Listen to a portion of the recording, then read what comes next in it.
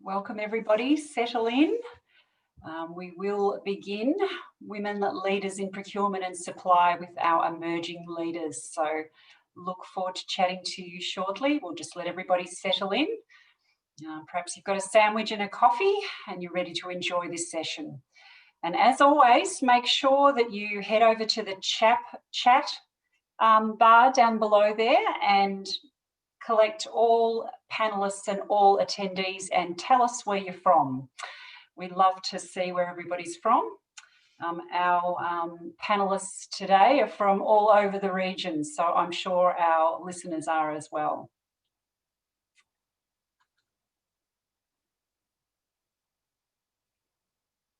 Hello from Melbourne and Sydney.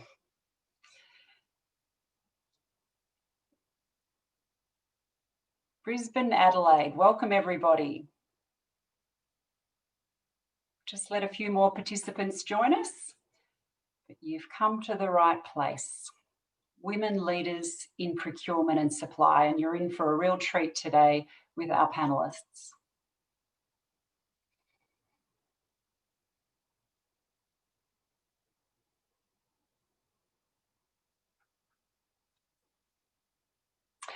Welcome everybody. Firstly, I'd like to advise everyone that this webinar is currently being recorded and will be made available to attendees next week.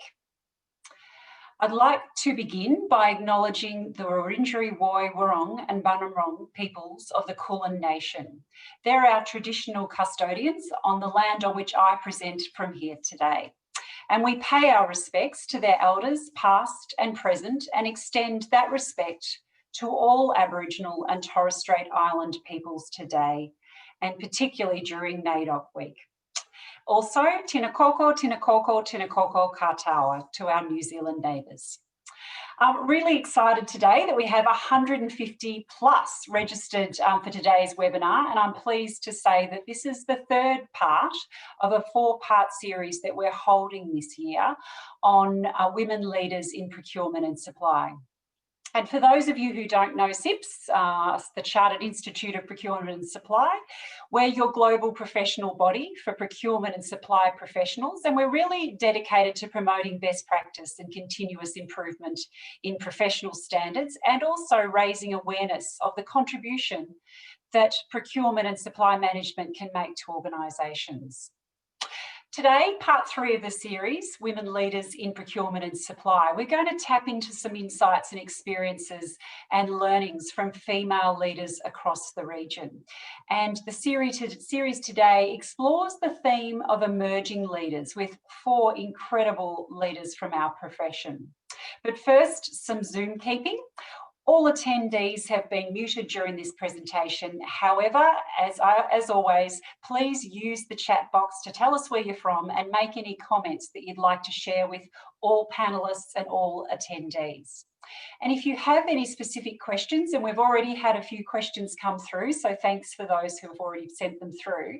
But if you have some more questions you'd like us to address, then please use the Q&A box and we'll endeavour to answer your questions during the Q&A session. Now let's get started. Could you ever have imagined an Indian American South Asian woman becoming Vice President of the United States of America? Could you have imagined a Maori woman appointed as New Zealand's Foreign Minister? Or perhaps a 34-year-old female Prime Minister of Finland? Or what about a 17-year-old woman who inspired an international movement to fight climate change? Or a young woman born in northwestern Pakistan who would overcome enormous challenges to get her voice heard and win a Nobel Peace Prize for advocating for education? And what about a managing director of the International Monetary Fund and now president of the European Central Bank? The list could go on. And as that list builds, women and girls of the world are seeing that you can be what you can see. And that is, you can become a female leader in a variety of positions. And the evidence is mounting through research, demonstrating the link between gender, diversity, and business success. Today, we're going to hear from our profession's emerging leaders. We're going to find out what makes them tick, what's their inspirations, what's their motivations, and what's their challenges and their limitations. Do they lean in? Do they sit at the table, or do they chip away at the glass ceiling, or in fact, do they smash it? So let's get started.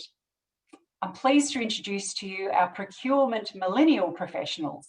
First off, Alice Bray, who's Senior Procurement Advisor at Waka, New Zealand Transport Agency. I probably got that pronunciation wrong. Alice, I'll get you to repronounce it for me later. Amy Cow from Category Specialist at BGIS. Ashleigh Turner, Procurement Specialist at Hasting Steering. And Fendi Zhen Wang, MCIPS Category Manager at the Royal Melbourne Hospital and NorthWestern Mental Health. Welcome. Wonderful to have you here today.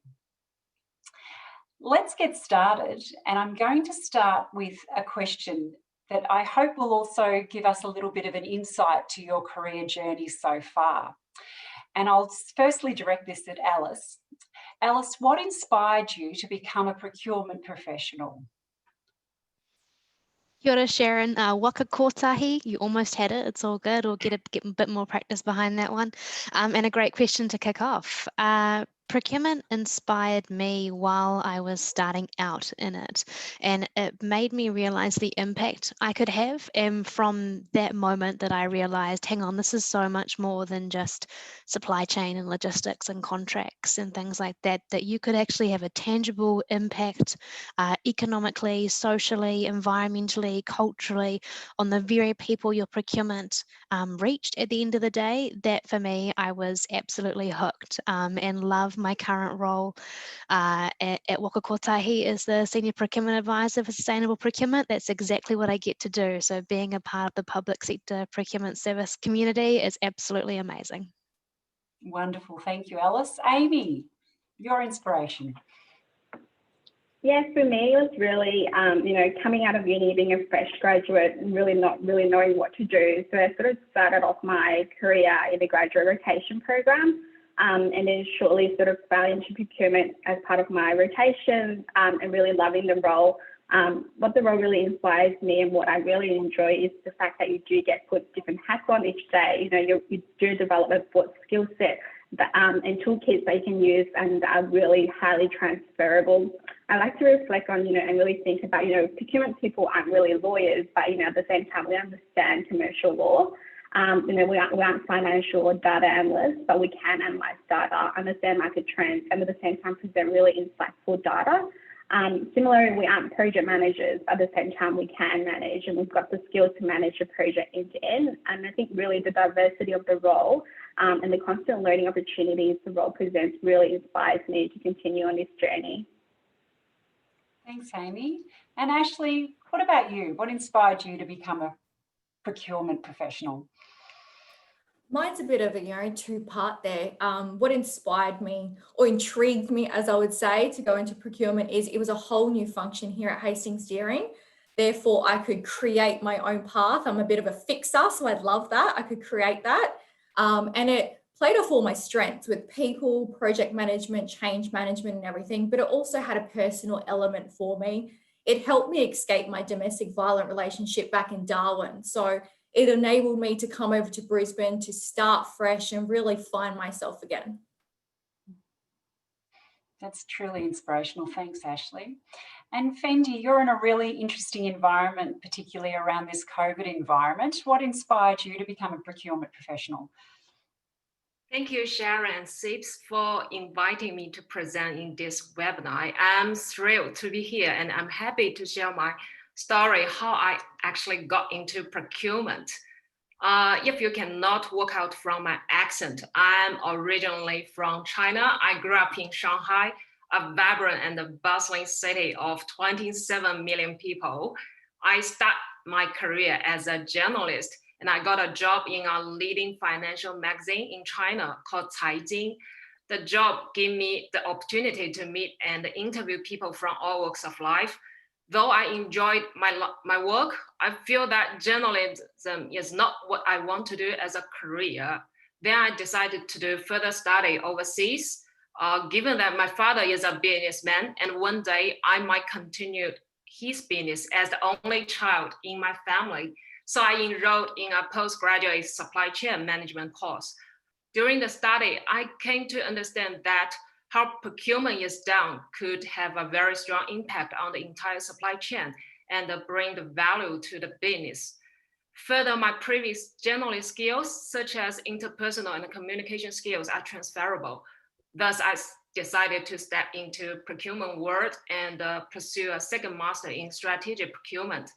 I'm very pleased that I made that decision. I enjoy my work in procurement very much at Royal Melbourne Hospital.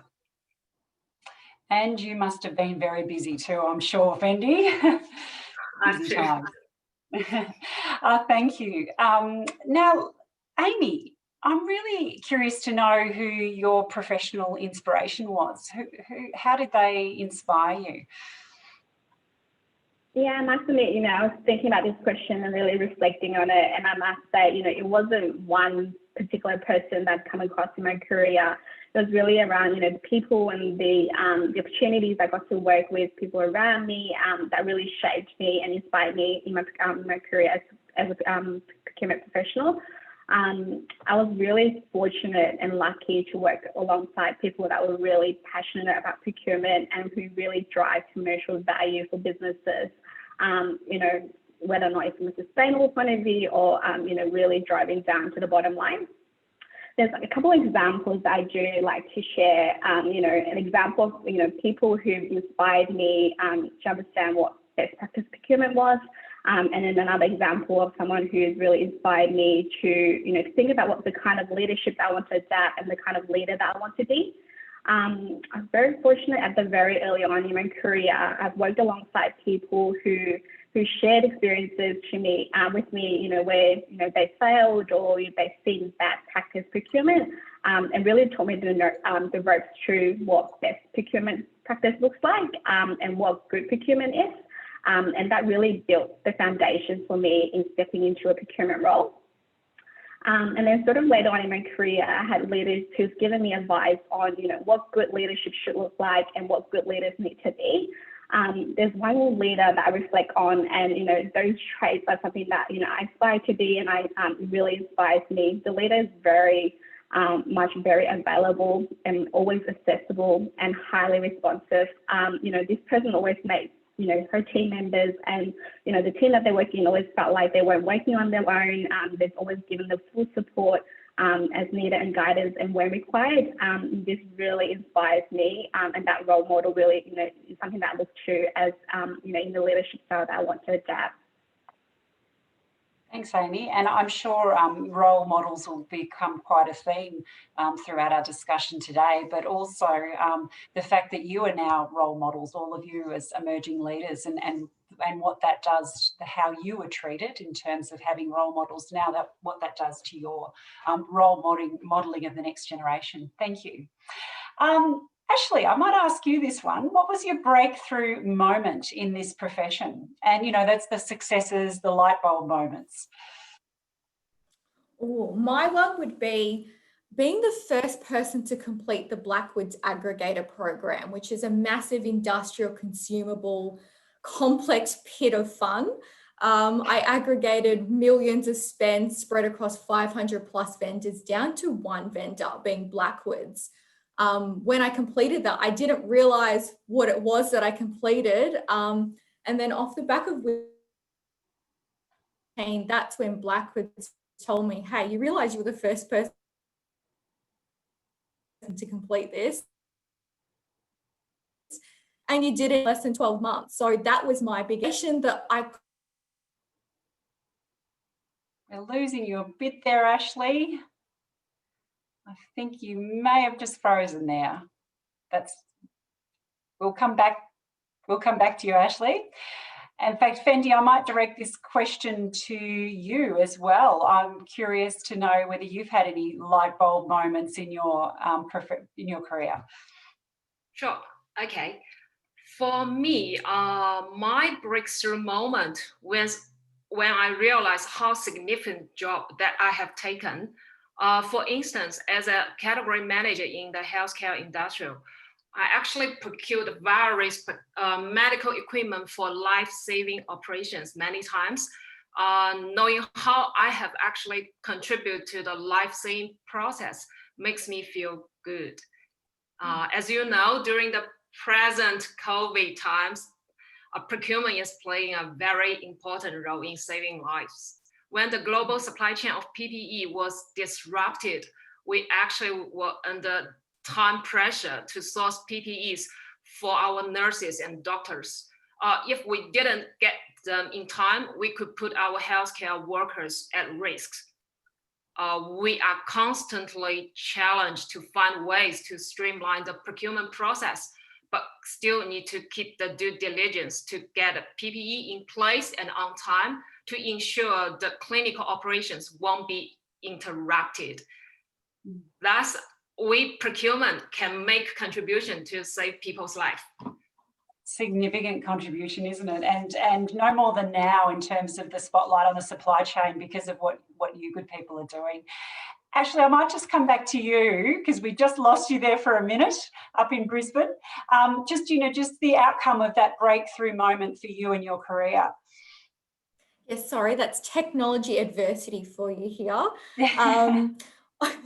So I was saying that being the first person to complete the Blackwoods aggregator program, I didn't know what I accomplished only after I won the CIPS Young Talent Award last year. So that's when Blackwoods went, hey, do you realize that you aggregated all this spend and you did it in less than 12 months when other mining companies have been trying to do it for years? So that was my light bulb moment when I realized, wow, I can actually make a difference here and I can do good things.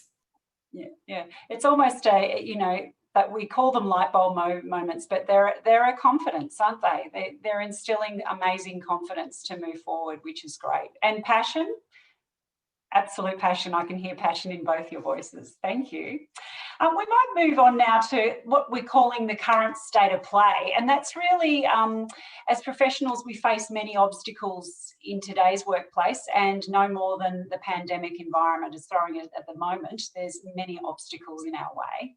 And I just want to just put some attention on some research that's come from McKinsey this year. And that is, women are often held to a higher performance standard than men, and they may be more likely to take the blame for failure. So when the stakes are high, senior level women could face higher criticisms and harsher judgment. We certainly see that in politics. And senior level women are nearly twice as likely to be the only woman in the room, the only woman at work. And I'm sure that comes with no challenges. So let's explore these challenges a little further. Now, it may be pay gap or ageism, equality, or the level of influence that you feel that you have in the workplace or that you may not have. Or that, as I've just described, having to provide additional evidence of competency. So, Alice, what are some of the challenges that you've had to face in your career, procurement career? Thanks, Sharon. I think this is such a pertinent question, particularly for this sort of webinar. And I think it's really important to recognise that everyone's experience is very different depending on sort of who they are, where they come from, what environment they're in, and also what other sort of community and wider support networks they have. I think for people that are widely supported, it's a lot easier for them to feel like these challenges can be overcome. Whereas if you've got a sort of lesser influential support group, you can sort of feel quite alone, and that can be quite a hard place to be sometimes. For me personally, one of the challenges that I struggled with was this sort of myth that it's almost like correlation versus causation. This myth that I came into the workplace thinking that experience and youth went hand in hand. And if you were young, you didn't have enough experience. And the only way you could get experience was by having a birthday every single year and getting older And for me, I always thought, oh, that's really interesting, because I feel like I've got ideas turning in my head that no one else is saying. Is that because I'm wrong? Is it because I don't know what I'm talking about? And I found myself being initially quite sort of reserved and thinking like, okay, well, we'll just sit back and we'll just listen a bit and maybe put in a few sort of tidbits here and there. And then there were a couple of workshops and meetings and sort of general like group sort of style conversations where I thought, why are we doing it like this? Like, and it was just that why question, and it wasn't a critical why, it was a curious why.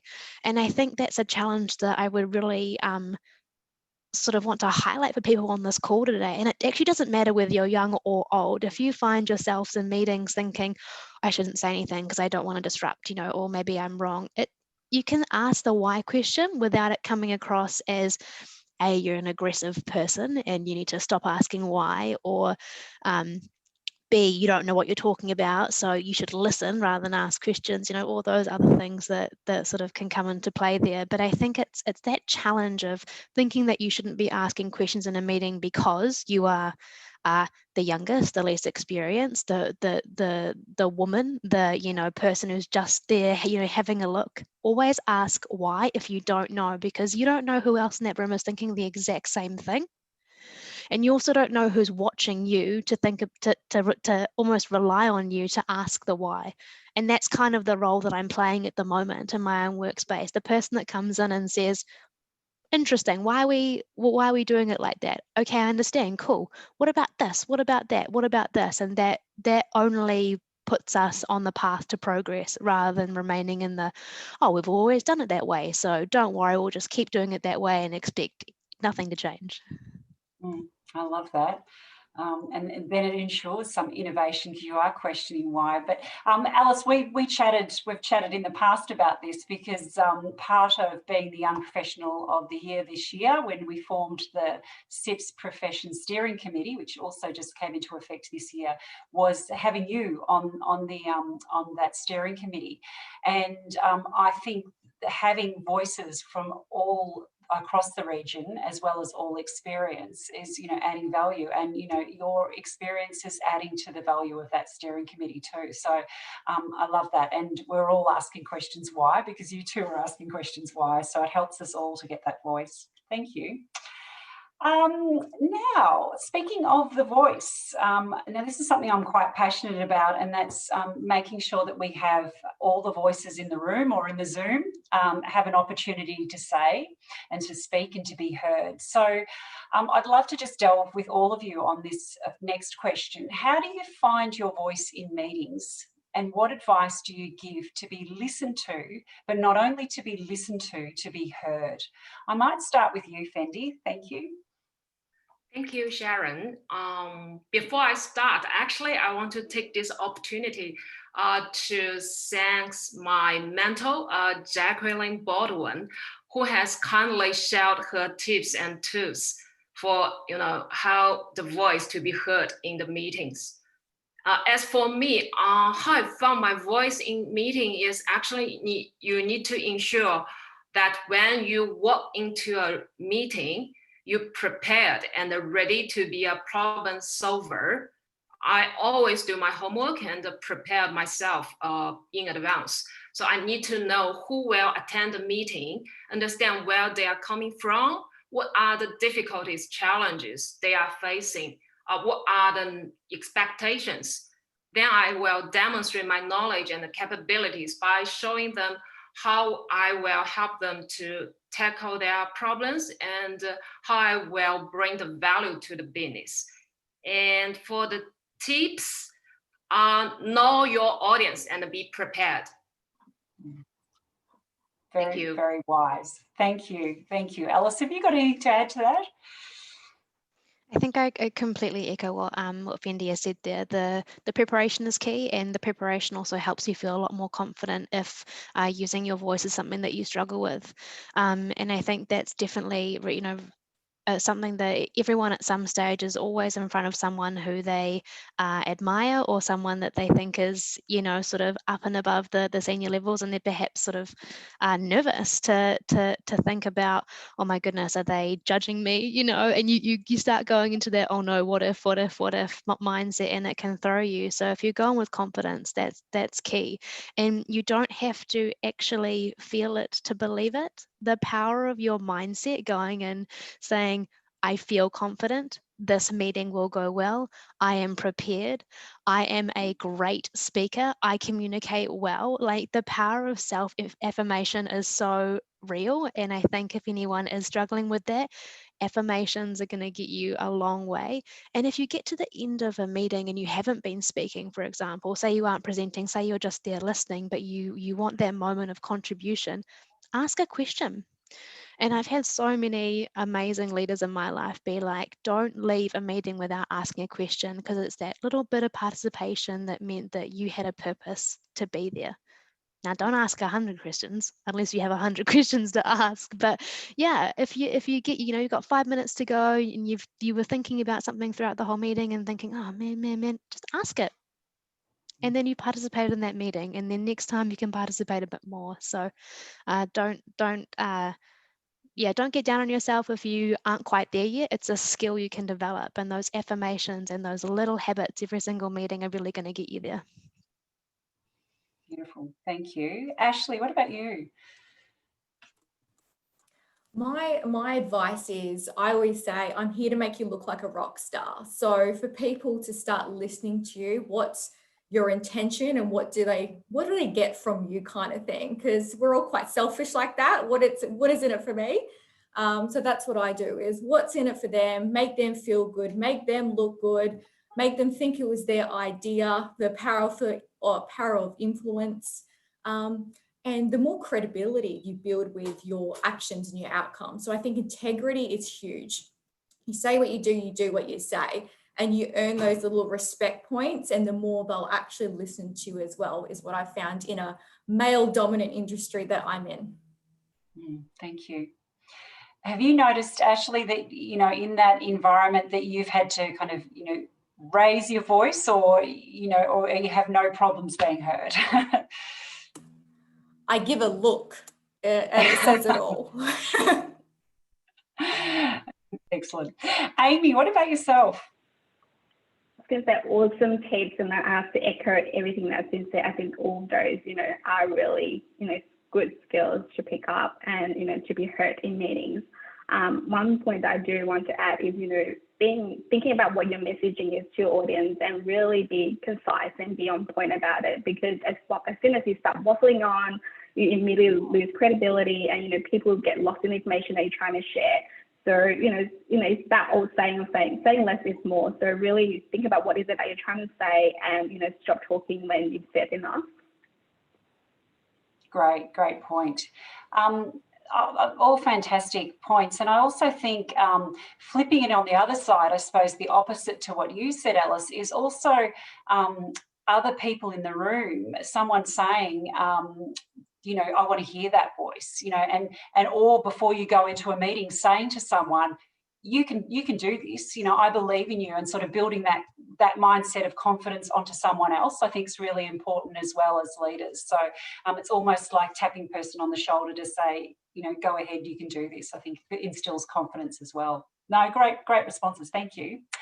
Amy, how important is it managing up? I love this one, managing up. Can you share some examples of how you effectively manage up? Yeah, I love this question as well, because I think, you know, being young in a workplace, you know, we're constantly managing up, and, you know, being sort of a new member to any teams, you know, it's sort of, I think it's part of almost a, you know, day-to-day procurement role. You're constantly managing senior stakeholders, external members of the company, you know, you're going to board meetings to present your recommendations. So, you know, it's part of, you know, the day-to-day role. You're constantly doing that. When it comes to managing up, there's sort of, you know, 3 words that come to my mind when I think about, you know, managing these people up. You know, it's about trust, it's about listening, and it's about delivering. For me, right from the start of any engagements I make with any stakeholders, really getting that trust from them is key. I know we talk a lot about age and experience, and it does play a sort of a negative side to our careers. But sometimes I use it to my advantage. Sort of being new, being young, and sort of go and approach your stakeholders with a curious mindset and inquisitive mindset. It shows to them that you're vulnerable. It's okay to not know everything, and sort of getting them to open up what they know, because people do love talking about their experiences and what they know, and I think that's a great way to build that initial trust and relationship with your stakeholders. And the other thing that's key is once they set what they needed to say, it's about that listening part. Make sure you're listening to what they're saying, and really understanding what it is, rather than just listening for the sake of listening. It's about that active listening component. And once you've got all that advice from whoever you needed to, from senior management, it's about delivering. Obviously you've got to earn your backs before you can, progress through, but it's really about deliver. Your results really speak louder than the words. Once you've got a, proven track record of what you can deliver and what you can do in your role, I found that, managing up becomes a lot easier, because you've got credibility, you've got respect, and you've got trust from that stakeholder, who they might share with their co-workers, and therefore in the futures where you deal with them, it becomes a lot easier. Oh, great. Thanks, Amy. Sound advice. The next question is going to take us in a different way. So it talks about adapting your style, and we all adjust our style in the workplace, whether it's a look, whether it's raising our voice, or how we present ourselves physically and project ourselves. And I know that, sometimes we have to work harder to get noticed. And I know when I worked for Parliament for some ministers, I changed my style because I had to be 3 steps ahead of what they were thinking. So I went into a meeting, and as you said, Amy, go in prepared, but think about what it is they're going to ask you, the questions they're going to ask you, so that you can answer and be ahead of the game. So, that's how I've changed my style in the past. But Ashleigh, talk us through about how you've had to adapt your style to get recognised in the workplace. Yeah, every day, every meeting, I'm changing my style. We've already sort of touched on it, but you have to read the room. There is a power in being a chameleon, to be able to adapt with the slightest shift in energy or behaviours or people's intentions. It is powerful stuff. You don't have to go in there guns blazing kind of thing. There's moments where you need it, yes, but there's also moments where you need to, I guess, embrace your feminine energy. And being in such a male dominant industry, I thought for so long that I had to be quite masculine in my approaches and what I wore to be respected. But my previous manager, Tom Dunn, he taught me the power of being feminine and being the only woman in the room, and using that power to share your voice, your perception, that energy. Know when things are getting a little bit tense, and then you have to soften and liven things up. It is powerful.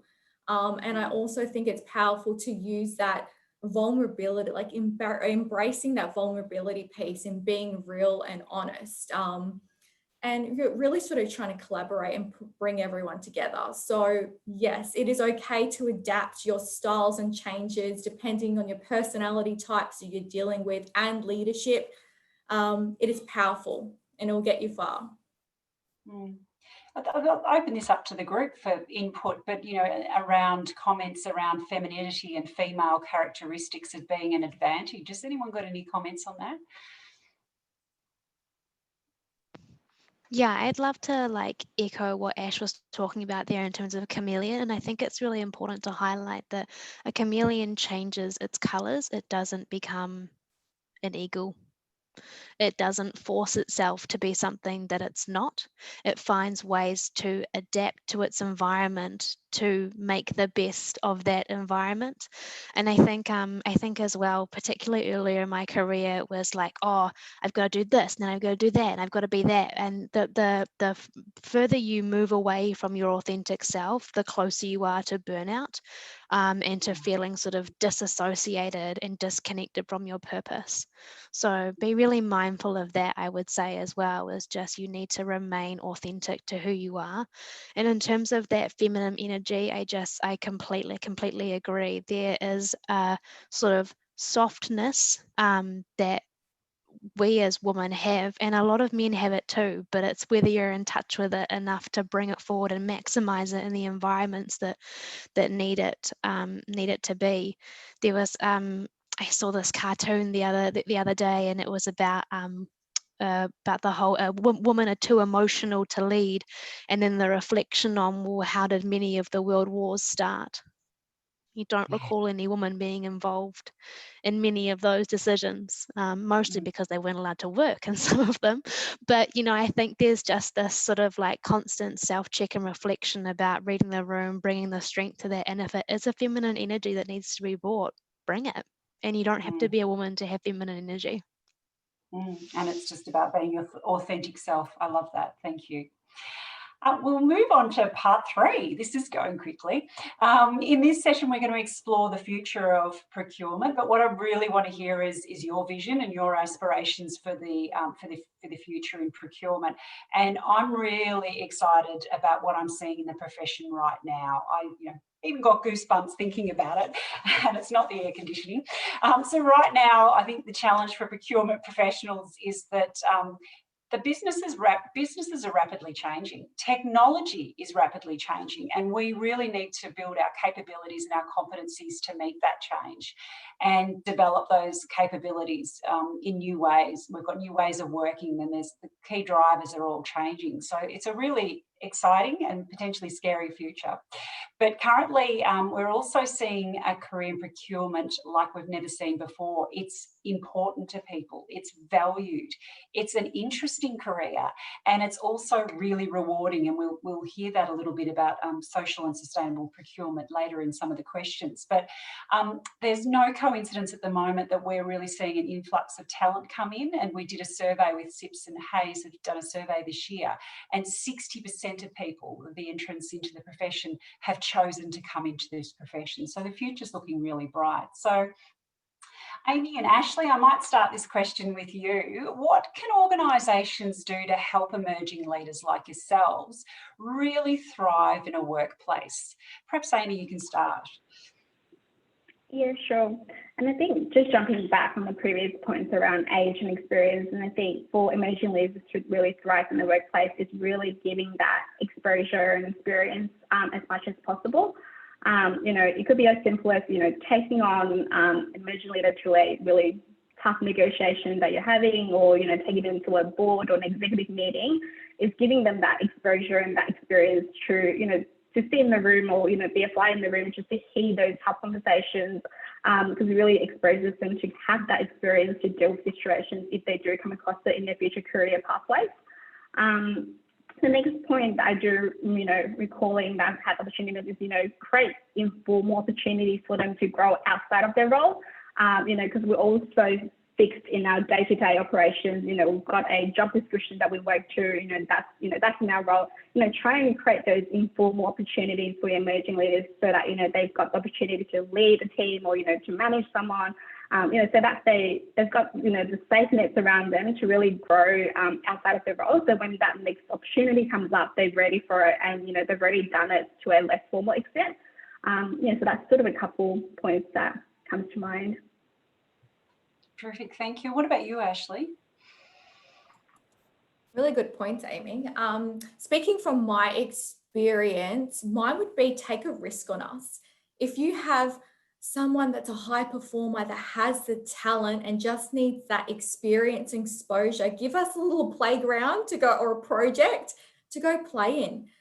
Let us, have the full responsibility and accountability for that project. And I'm saying that because if my executives, the CEO, the CFO, did not allow me just to use that Blackwards project and go play full on, you're accountable, it's your head on the, the chopping board, I wouldn't have been able to think and learn as I did. I wasn't being protected, if that makes sense. I was there to be guided, but it was fully my project. So take a risk on us. What's the worst that can happen? You're always going to have your manager there giving you a little tap in the right direction if you're straying. But honestly, you don't know what you can discover when you allow them just to truly get their teeth into it and explore every aspect of their talent and skills. Great. And kind of on the flip side of that, it's you know, how do you help yourself? So, you know, what are you asking for so that you do get the experience? And perhaps that's the next question. You know, how can you help yourself in the pathways to leadership? And you know, what obstacles do we have to overcome to help yourself? Alice, perhaps you would like to answer this.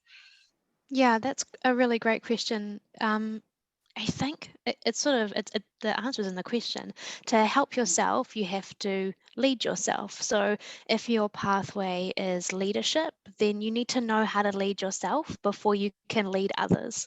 And a very developed sort of growth mindset kind of leader operates very differently to a leader who has a fixed mindset. And so often we see people in leadership positions who have got there because of experience. You know, they've been in the game for a long time, and there's that sort of quite old school mentality of like up the ladder. So who's the oldest person? Right, they're the next, you know, senior person, which in some instances could be perfect because they could be the perfect person for the job. But in some instances, you could be completely overlooking someone else. So I think that's important to be really like have a heightened self-awareness. Where are your gaps? Plug them. And realize that you will always have gaps. So you're not plugging them on this journey to, you know, perfection. You're plugging them on this journey to growth. And there's an amazing book, and I actually brought it with me. It's called High Performance Habits. And it essentially says anything you want to achieve, you can. There's just a structure and a habit that you need to put yourself through to get there. And realize the obstacles that get put in your way can be removed if you want to remove them.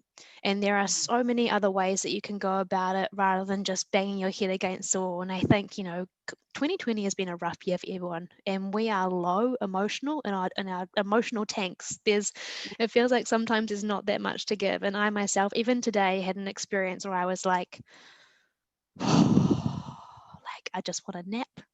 I just want to, you know, clock off, head straight back to bed. But that challenge is there for a reason. I will learn from it. I will reflect on it, and I will grow from it. And it's all an experience. So when you are trying to help yourself, yeah, really, really plug those gaps, and don't think that you need to go and, you know, magically know this stuff.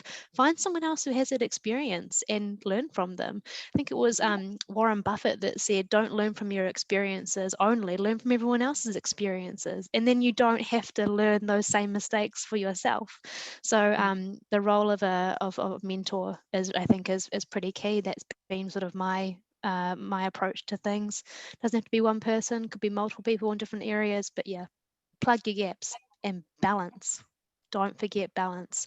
There is no need to associate yourself with, you know, the badge of honor that is burnout. I wish we could just completely wipe that from our vocabulary. You need to be balanced in order to be able to give back to other people. You can't, I feel like I'm metaphor city today. You can't load a wagon from an empty wagon. Yeah. Yeah. I love that. You've got to fill your own cup before you can help someone else. But Alice, you touched on earlier on in the conversation, you touched on purpose, and, you know, that kind of, I sense that there's, you know, purpose, there's a lot of purpose that drives you. How important is that in helping yourself? Yeah, and a great point, Sharon, because at the end of the day, your purpose is that like deep-seated thing inside you that drives you on your hardest days, right? And I think that to have purpose, your purpose can change. It's not a fixed thing, but to understand where your values are and to operate from that value base is also probably going to align with your purpose. And I think sometimes it's really easy to conflate your work purpose with your personal purpose. And sometimes those things are different, and that's totally okay. And we may speak about it a little bit more later, but I think sometimes we get really attached to our roles, and we have this idea that, you know, your sense of self-worth or your purpose is attached to your role. And then when you get really disheartened when things don't go your way, or you think that you've, you know, underperformed or not done something well. So people's purpose is quite different for everyone. So if you are struggling to find it, what I tend to do is go back to my values. And for me, my values are about impacting, purposeful procurement in the, you know, in my career sense, and about stretching myself because I know I'm on a growth journey. So for me, it's aligning my work to those things. but also my personal life, making sure that I'm giving myself enough room to be myself outside of work as well. You know, your work doesn't define you.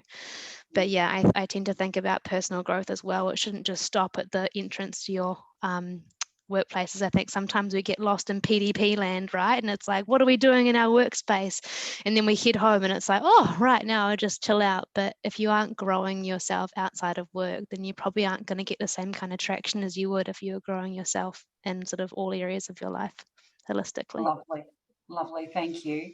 Fendi, do you have some insights into this, how you can help yourself in your own goals and pathways to leadership? Yeah, thanks, Sharon. And I agree with Alice. And for me, and first and foremost, I have to know myself well. What's my strengths and what are the obstacles that stop me from moving forward? And I believe my greatest strength is my deep desire to learn.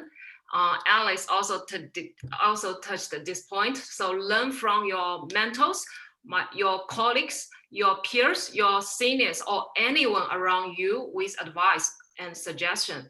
You can learn how your manager and director make the decision, how they tackle the risks, how they resolve the conflicts, how they lead the team. And as for obstacles, as far as I see, is building the trust with stakeholders. So how I overcome it. So I need to wear their hat, understand their needs and their business drivers, and always be commitment and always be responsible. So always try to deliver what you say to them, let them aware that you are actually not stopping them doing something. You actually help and support them to achieve their business goals, and let them aware what value you can bring to them. Beautiful. And it's okay, Fendi, isn't it? It's okay to ask for help yourself, isn't it? So to sort of verbalize your goals and where you want to be, and ask for your colleagues and managers for help, because they won't know. In fact, a lot of managers would love that, and they want to help their people thrive. So that's great. Exactly. Thank you. Yes, so you actually, it's good, you know, you also, you know, gain some feedback from your manager, actually improve your, you know, skills, and also help your managers know how to manage you as well. Yeah. Exactly. Now this one I love, game changers. What are the game changers for the future of our profession? You know, I'm going to love hearing from millennials in the room. What are those game changers for you, Amy? Yeah, I'm going to say is the change for me. It really is around the perception of procurement and the role of procurement in businesses. It's really a time, I think, with COVID, with the whole situation around the pandemic. We've seen a lot of procurement stepping up to lead. It's really good. There's a lot of advancements in technology, and there's a lot of basic procurement functions being automated through the functions, and really now it's an opportunity for procurement professionals to step up in the role as a commercial advisor or leaders, rather than as a support function in most businesses. It's not the skill set for procurement professionals isn't just about being able to run a tender activity. It's not about the tactical sourcing. It's more a stronger focus on the people skills and the soft skills. It's about managing up, down, or sideways. It's about having the emotional intelligence, the empathy, for your stakeholders as well as your suppliers. It goes both ways, and I think it's a massive skill set and perception change in what value procurement really has to add to a lot of businesses.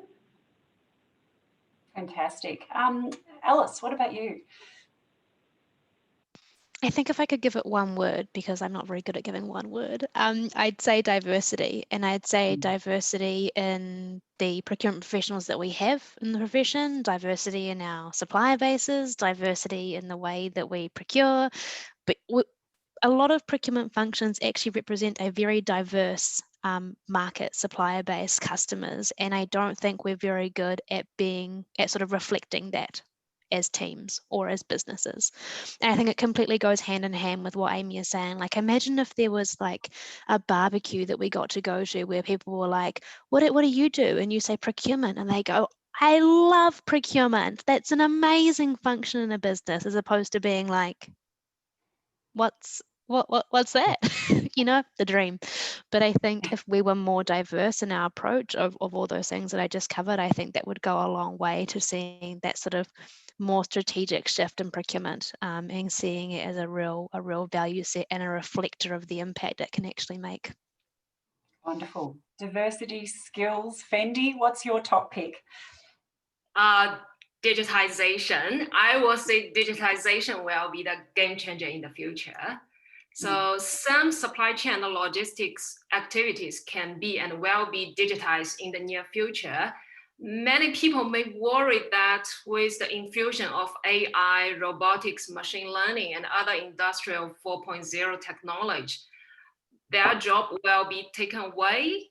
But as for procurement, my view is that technology actually could help us to do a better job.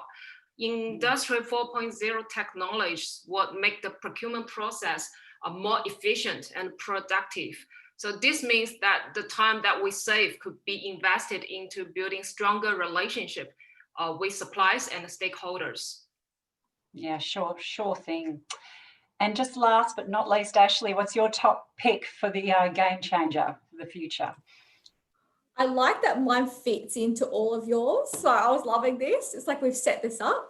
I've said high performers and talent. I honestly think how many people, how many chefs you have in the kitchen with procurement will be less chefs, but with more technology. So therefore you'll create more jobs outside of procurement, but down the supply chain. So honestly, I think that combination of, you know, your skills, the high performers, having that one person that could potentially do 3-4 roles now alongside all that digitization, that's going to be the game changer in the next 5 to 10 years. Beautiful. Excellent. Thank you. We're going to go to some questions from the audience, and we've already had a couple of questions come through. Sarah asked a question around female leadership and how you're going to demonstrate it. I feel like we've covered that quite well, Sarah, so thank you for your question. I hope we've answered it. Ashleigh is asking about what is the biggest misconception on how you get to go where you are today? What is the biggest misconception? I can take that one if you like, Sharon. I think, and I'm almost positive the other women on the call have heard this. Like, you're just naturally born with those talents. Like, you just got there because you know you naturally able to. And it's like, no, I've proactively applied myself. I've worked hard. I've sacrificed weekends out to be studying. Fendi, you will totally feel that with your changing career path and all of your studies that you've done. Like, no, I've taken a proactive approach to my development because there's a journey and a path that I want to go on, and I know what I have to do to get there. But on the flip side, if you are happy to be at work and do your best and go home at the end of the day, that is perfectly okay too. No one, not everyone has to be the next leader. That if that's not for you, there's no pressure on you to do that. But I think there's a real misconception, and I guess I'd almost challenge people if you find yourself being like, oh, they're just naturally like that, or oh man, things just come to them so naturally, so easily. Really take a moment to think, actually, what are they doing behind closed doors that I don't see? What effort are they putting in that perhaps they aren't shouting about, or they don't feel any need to actually tell people about? And it kind of goes back to the book I was talking about, High Performance Habits. These things can be built on, and I personally don't believe that there's any particular skill set that we are born with that we can't grow and improve if we don't already have it. So that's probably my biggest misconception that I want to challenge. We can all be great. Thank you. A question came from Zambia, Davison from Zambia, and it was really about what differentiates women leadership in procurement from men, apart in the gender itself, and what are the advantages. I feel like we've covered that, but does anyone have anything to add, or no?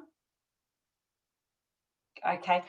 Connie asks, what is your advice for those transitioning from their studies into the workforce with a passion for sustainable procurement? And Alice, we might have to go back to you given your work in sustainable procurement, but a great question. Thanks, Connie, RMIT student. Awesome. Thanks, Connie. I think the one thing to just bear in mind throughout the whole thing is that you don't need a degree in sustainability to do sustainable procurement. Like anything, the more background knowledge and experience that you bring, that tends to help you in the field that you're in, but you can always learn more. So find yourself someone who's leading in that particular area of procurement and learn from them. But also realize the freshness of perspective that you bring in that area is critical for that area of procurement. It's a growth area. You know, we're not all experts in sustainable procurement, and it means something quite different depending on what your organization's strategic priorities are. So if you are trying to get some gains in there, I'd say the first thing is to go and find someone who's doing it really well and learn from them. Second, make sure all of your activities are aligned to your organization's strategic priorities, because that's going to get you leadership buy-in. It's going to get you on a really nice path to making sure everything is, you know, ticking well in your organization and it feels like it's a right fit.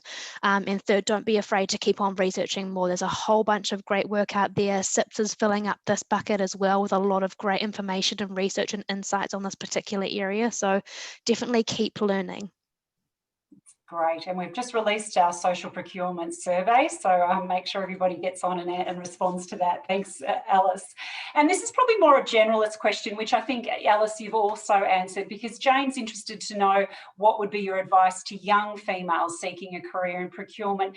Amy, Fendi, have you got sort of one point that you'd want to add to Alice's commentary on that?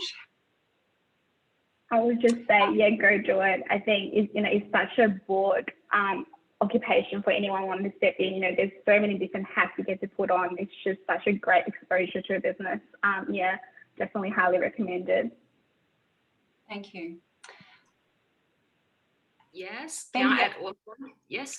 Yes, just please. Don't be don't be afraid to take complex projects if you have those opportunities.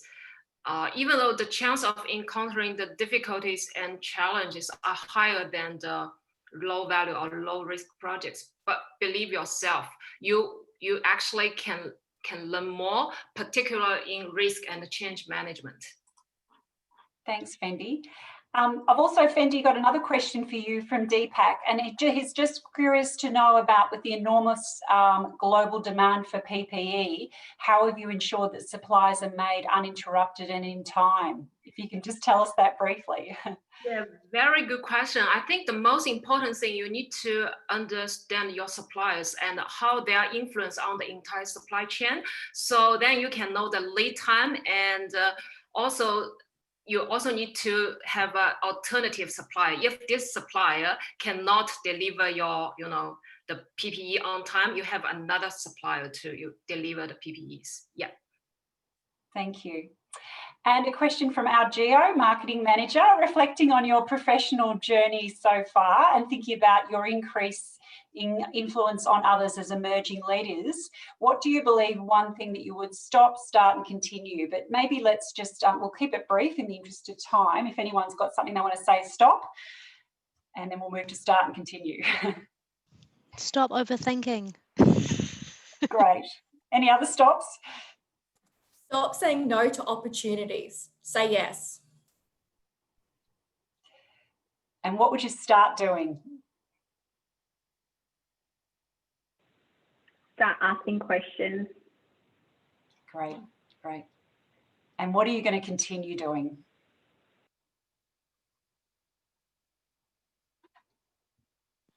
Keep asking why. Yeah, beautiful. Nice one. What a great panel. Oh, this is a comment. Thank you, Knut. What a great panel we have here today. You all inspire me. What do you see as the biggest challenge the procurement profession is facing in the next couple of years? The biggest challenge?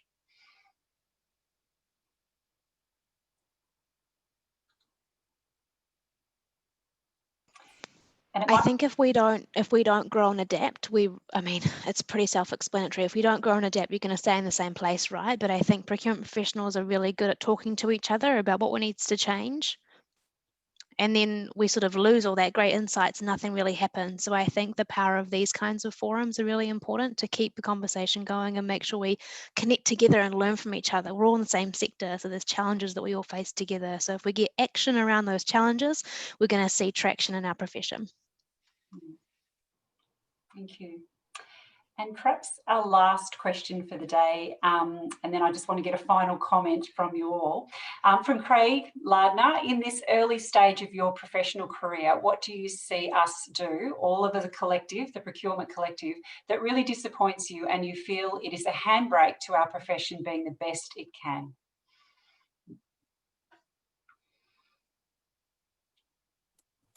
I'll jump in that one. I would say exactly with young talent, don't box us in and say that you need 7, 10 plus years experience when you might be overlooking someone like ourselves that's been in the industry 2 to 4 years, but has the potential, you know, to take your function and business to the next place. So don't overlook us. Fantastic. Thank you, Ashleigh. Now, I'm going to ask you all this question, and we might just keep it brief so people can get on with their next meetings. What advice would you give to your younger self now that you know what you know?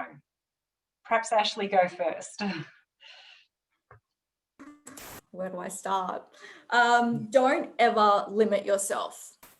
You can feel that light within you, that potential. Go for it, say yes, and just back yourself.